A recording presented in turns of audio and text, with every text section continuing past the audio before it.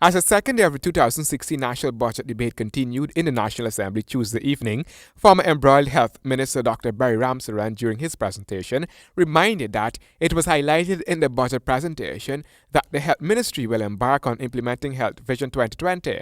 In the coalition's first budget, a similar line was presented according to Dr. Ramsaran, who added that the Health Vision 2020 plan was in vogue since 2013. This is, of course, a sleight of hand.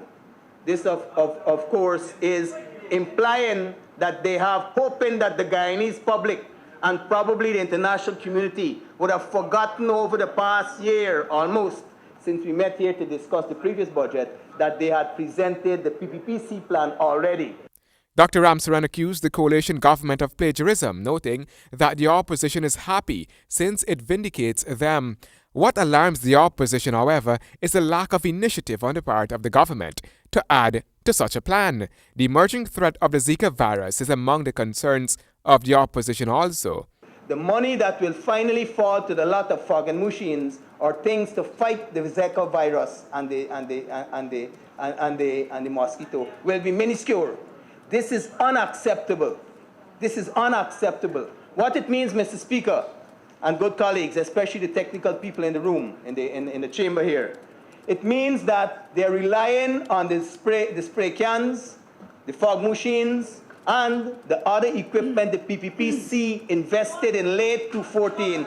Junior Health Minister Dr. Karen Cummins put forward the argument that the Ministry of Public Health on January 12, 2016 was informed by the Caribbean Public Health Agency CARPA laboratory in Trinidad that the Zika virus was detected in a sample of blood sent to the agency for testing. She added that even though it was a single case, the Ministry of Public Health was galvanized into action. As a consequence, the Ministry of Public Health was immediately put into alert mode to ensure that this topical public health concern is kept at a minimum and not contribute to any adverse economic and social burden. Former Health Minister Dr. Barry Ramsaran proposed that monies should be spent on things like ensuring that every pregnant woman gets mosquito net and mosquito repellent free of cost. And then we need to widen that scope to include every single childbearing woman in Guyana. Every single. We have the monies. What are you doing with it? That is why I say this budget is unimaginative.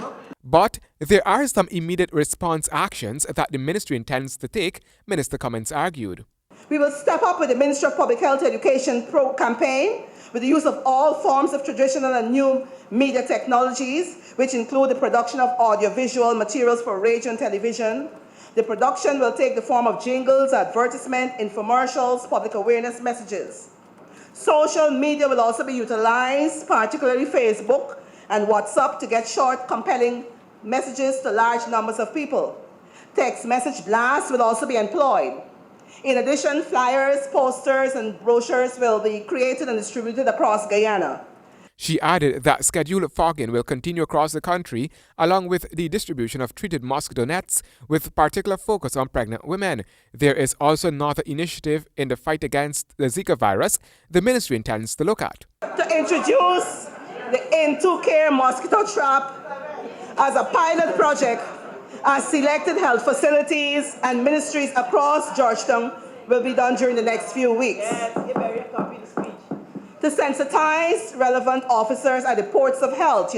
The ministry intends to engage and work with stakeholders locally, CARICOM and in Brazil, all aimed at addressing the issue. Increased capacity of staffing at the National Reference Public Health Laboratory to test and detect the Zika virus locally is also on the cards.